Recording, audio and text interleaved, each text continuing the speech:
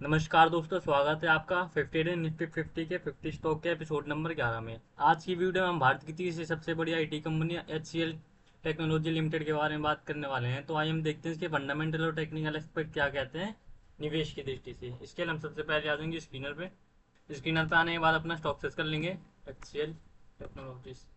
जब आप stock search करें तो आपको कुछ ऐसा इंटरफेस होगा। अगर आपको इतने सारे रेशियो शो नहीं हो रहे हो तो आप यहाँ पे रेशियो में जाके वन बाय वन इन सबको ऐड कर सकते हैं। तो आइए हम इस कंपनी को बिजनेस ओवरव्यू देखते हैं कि वो क्या करती है। तो कंपनी मेनली तीन पार्ट से रेवेन्यू जनरेट करती है, जिसमें उनका 72% revenue IT and business services से आता है, 16% revenue engineering and research and development services से आता और प्रोडक्ट एंड प्लेटफॉर्म सर्विसेज से इनका मात्र 12% का रेवेन्यू आता है। और ये पूरे विश्व भर में फैली हुई है, जिसमें इनका मेनली सबसे ज्यादा बिजनेस अमेरिका से 56% का आता है और यूरोप से 27% का, इंडिया से मात्र 4% का और बाकी बचा हुआ 13% बाकी वर्ल्ड से आता है। तो ये तो हो गया कंपनी का कुछ बिजनेस ओवरव्यू। तो आइए हम इसके कुछ फंडामेंटल पॉइंट देखते हैं कि वो क्या कहते हैं। इसके लिए हम वापिस आ जाएंगे स्क्रीन पर। Market cap 4,75,000 market cap 4,76,000 crore का, मतलब एक लार्ज कैप कंपनी है। स्टॉक पी 29 का, इंडस्ट्री पी 35 का। तो पी रेशियो के हिसाब से स्टॉक अभी अंडर वैल्यूड है। ग्राम नंबर 585 का है, करंट ट्रेडिंग प्राइस 1756 का है। तो अपने ग्राम नंबर के हिसाब से स्टॉक थोड़ा सा भागा हुआ देखने को मिल रहा है। अगर आपको इसमें थोड़ी करेक्शन देखने को मिलती है तो आप वहां पे एंट्री लेने का देख सकते हैं ग्राम नंबर के बेसिस पे। पेट्रोसी स्कोर इसका 7 का है, मतलब पेट्रोसी स्कोर के हिसाब से लॉन्ग टर्म के लिए फिट बैठ रही है। डेप्ट to equity 0.08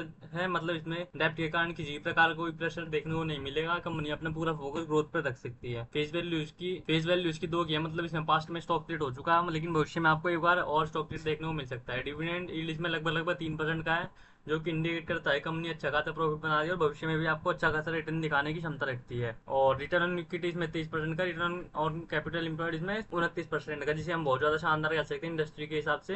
last financial year का अर्निंग पर शेयर 60 का है, जिसे हम ठीक ठाक कह सकते हैं। नेट कैश फ्लो भी इनका पॉजिटिव, जो कि हमारे लिए एक और पॉजिटिव पॉइंट है। और जब इनके 5 साल की सीरियल ग्रोथ देखेंगे तो ईयरली 12.5% के हिसाब से लगभग ग्रो कर रही है। और जब हम इनका एबिटा भी देखें तो पिछले 5 सालों में लगभग ईयरली 11.7% से ग्रो कर रहा है, जिसे हम ठीक ठाक कह सकते हैं। तो गया ये तो हो गया कंपनी का कुछ फंडामेंटल ओवरव्यू। आइए हम इसका प्राइस, वर्तमान में इसका प्राइस क्या कह रहा है, इसके हम थोड़ा सा स्क्रॉल करके नीचे आएंगे। वर्तमान में इसका प्राइस लगभग 1756 का है और 50 डी में इसका 1631 का है और 200 डी में इसका 1491 का है। तो अपने डेली मूविंग एवरेज के हिसाब से स्टॉक अभी थोड़ा सा भागा हुआ देखने को मिल रहा है। अगर आपको इसमें थोड़ी सी और करेक्शन देखने को मिलती है और ये प्राइस इसके 1491 से लेकर 1631 के बीच में देखने को मिलती है, तो वहां पे एंट्री लेने का देख सकते हैं इसके डेली मूविंग एवरेज के हिसाब से। तो ये तो हो गया कंपनी का प्राइस। आइए में इसके कुछ प्रीवियस फाइनेंशियल ईयर के प्रॉफिट एंड लॉस देखते हैं कि वो क्या कहते हैं। इसके अलावा आएंगे प्रॉफिट एंड लॉस के सेक्शन में। जब आप इसके प्रॉफिट एंड लॉस के सेक्शन में आएंगे तब आप इसमें देखेंगे आपको इसकी सेल्स में लगातार ग्रोथ देखने को मिल रही है। जैसे 2018 में 50,000 करोड़, फिर 60,000 करोड़, फिर 70,000 करोड़, फिर 75,000 करोड़, फिर 2022 में 83,000 करोड़, 2023 में 1,01,456 करोड़ और लास्ट फाइनेंशियल ईयर 2024 में उन्होंने लगभग 1,09,913 करोड़ की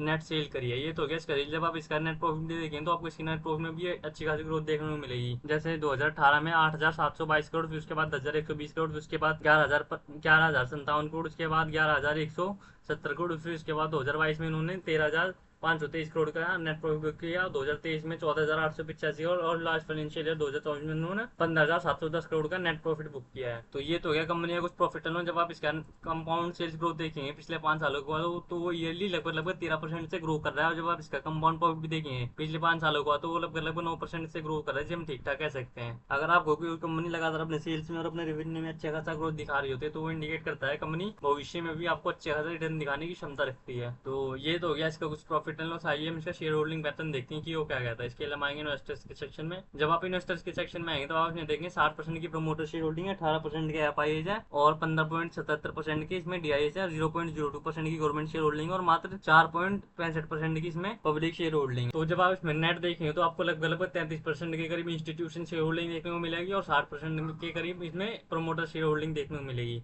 और जैसा कि हमने अपने वीडियोस में पहले भी बात की, अगर आप किसी स्टॉक में 50-60% ज्यादा प्रमोटर शेयर होल्डिंग देखने को मिलती है और उस शेयर होल्डिंग की प्लेजिंग नहीं हो रखी है और आपको बस 15% से ज्यादा इंस्टीट्यूशन शेयर होल्डिंग देखने को मिलती है, तो आप उस स्टॉक में बिना किसी सोच विचार के निवेश करने का देख सकते हैं। हालांकि ये कोई एकमात्र डिसाइडिंग फैक्टर नहीं है, और भी कई सारे फैक्टर होते हैं जो किसी भी स्टॉक के प्राइस एक्शन पे प्रभाव डालते हैं। तो ये तो क्या कंपनी कुछ फंडामेंटल ओवरव्यू है। इसका चार्ट देखते हैं, इसका चार्ट क्या कह रहा है। तो वापस एक बार आ जाते हैं इसका चार्ट में। जब आप इसका चार्ट खोलेंगे तो आपको कुछ ऐसा इंटरफेस होगा जिसमें इसका वर्तमान प्राइस 1756 का और इसका लेटेस्ट ऑल टाइम हाई 1819 का। उसका एक स्मॉल सपोर्ट है लगभग 1676 के भाव के आसपास, जो कि इसके लेटेस्ट ऑल टाइम हाई से लगभग 8% की गिरावट पे है।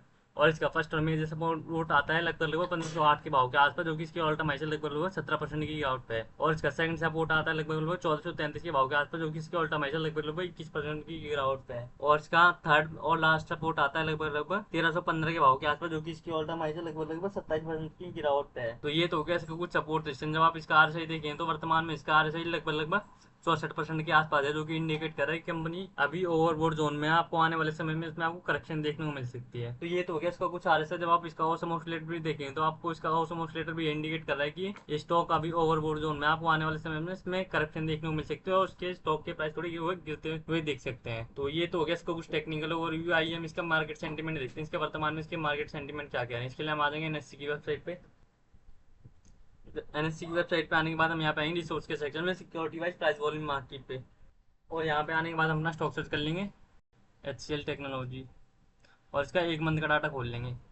तो जब आप इसका एक मंथ का डाटा खोलेंगे तो आप इसमें देखेंगे इसमें जितनी भी टोटल ट्रेड हो रही है उसमें डिलीवरी परसेंटेज आपको लगभग लगभग 50-60 से ऊपर देखने को मिल रहा है। जैसे कि उस पिछले ट्रेडिंग सेशन में लगभग लगभग 51%, फिर उससे पहले 68%, उससे पहले 72%, फिर 52%, फिर 53%, फिर 63%, फिर 54%, फिर 54%, फिर उससे पहले 34%, फिर उससे पहले 43%, फिर 67%, फिर 68%, फिर 71%, फिर 76%, फिर 61%, फिर 49%, फिर 65%, फिर उससे पहले 60%। तो जब आप एवरेज देखेंगे तो अब आपको इसमें डिलीवरी परसेंटेज हर एक ट्रेडिंग सेशन में लगभग लगभग 50-60 से ऊपर देखने को मिल रहा है, जो कि इंडिकेट करता है कि इसमें जितने भी लॉन्ग टर्म इन्वेस्टर्स है उसमें आने वाले समय के लिए इसमें बुलिश है। आपको आने वाले समय में स्टॉक और अच्छा खासा अप्रिसिएशन दिखा सकता है और आपको अच्छे खासे रिटर्न बनाता हुआ दिख सकता है।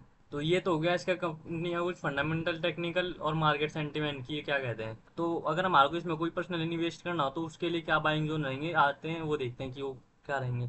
इसके लिए हम वापस आ जाते हैं चार्ट पे। अगर मेरे को इसमें पर्सनली कोई एंट्री लेनी है तो मैं 3 पार्ट में लेने का देखूंगा, 40, 30 और 30 के रेशियो में, जिसमें मेरी फर्स्ट एंड रहेगी 40% कैपिटल के साथ लगभग लगभग 1508 के भाव के आसपास, जो कि इसकी लेटेस्ट ऑल टाइम हाई से लगभग लगभग 16% की गिरावट पे है। और जिसमें मेरी सेकंड एंट्री आएगी 30% कैपिटल के साथ लगभग लगभग 1425 के भाव के आसपास, जो कि इसकी ऑल टाइम हाई से लगभग लगभग 20-21% की गिरावट पे है। और मेरी थर्ड और लास्ट एंट्री आएगी लगभग लगभग 1300 भाव के आसपास 30% कैपिटल के साथ, जो कि इसकी ऑल टाइम हाई से लगभग लगभग 27% की गिरावट पे है। और जैसा कि हमने अपनी वीडियो में पहले ही बात किया है, अगर आपको किसी भी फंडामेंटली स्ट्रॉन्ग स्टॉक में अगर आपको 20-25% से ज़्यादा गिरावट देखने को मिलती है तो वो गिरावट लॉन्ग टर्म की दृष्टि से हमारे लिए एक बाइंग अपॉर्चुनिटी होती है। और इस वीडियो में हमने जो भी कैपिटल के बारे में बात की, वो कैपिटल केवल वो कैपिटल है जो हम केवल एक पर्टिकुलर स्टॉक को अलॉट कर सकते हैं। और ये कैपिटल हमारी रिस्क एपेटाइट पे डिपेंड करता है कि हम एक स्टॉक को अपने पोर्टफोलियो कितना परसेंट दे सकते हैं। और ये केवल और केवल हमारी रिसर्च है, आपको किसी प्रकार की फाइनेंशियल एडवाइस नहीं है। यदि आपको किसी प्रकार का कोई निवेश करना हो तो इससे पहले आप अपनी रिसर्च जरूर से जरूर करें।